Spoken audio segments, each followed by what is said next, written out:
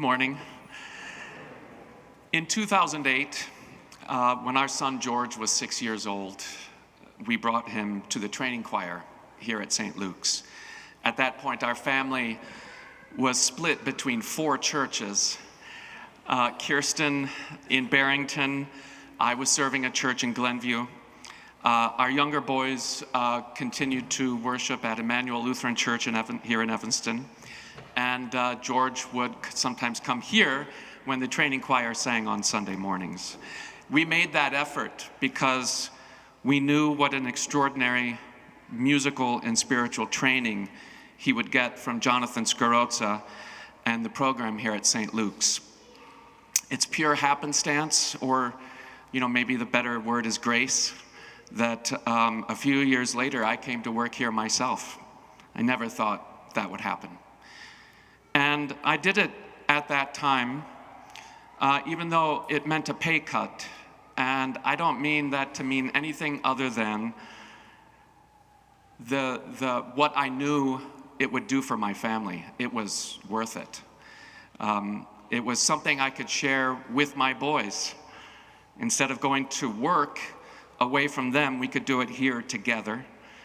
And they would be singing some of the most glorious music ever written. St. Luke's is a place where children and adults make music together as equals, held to the same standard of excellence, supported in a demanding but deeply nurturing environment. For me, worship is a kind of time travel. When we sing the Sanctus, for example, we join the eternal throng of cherubim and seraphim, joining with the saints also who came before us and those yet to be born.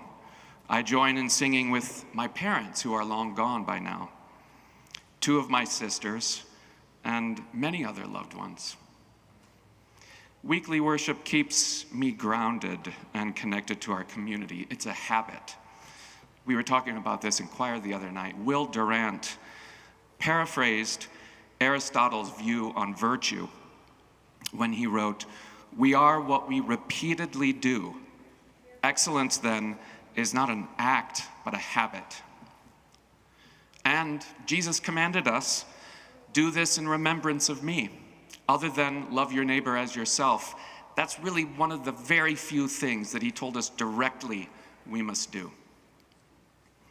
And if you don't go for that cosmic stuff, think of something more material. I had the great pleasure of going to sing for the Pope at the Vatican years ago, Pope Benedict XVI.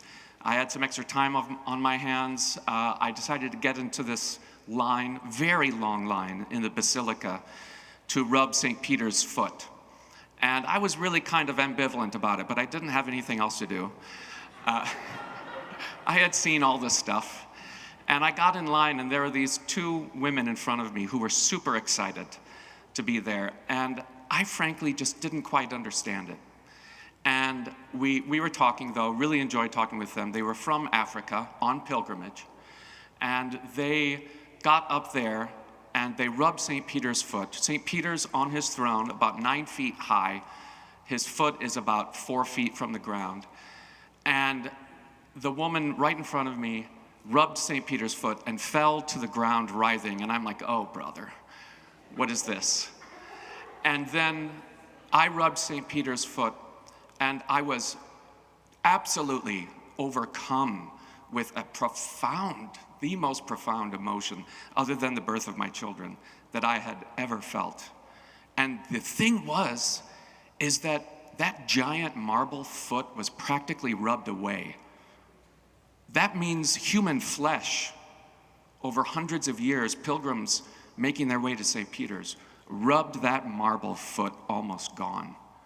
And that is what I think when we worship also, is the deep connection to the past, those that came before us.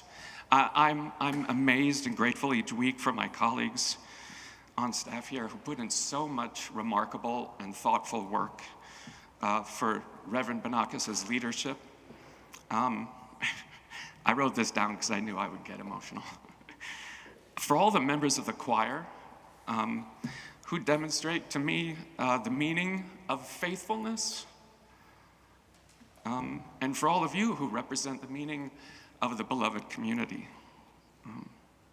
That's why my family pledges, and why we pledge each year to honor you, us, to help keep this beautiful work going, to continue to say yes to beauty, love, and God's goodness. So we do this for ourselves, for each other, and for the stewardship of the future. Thank you.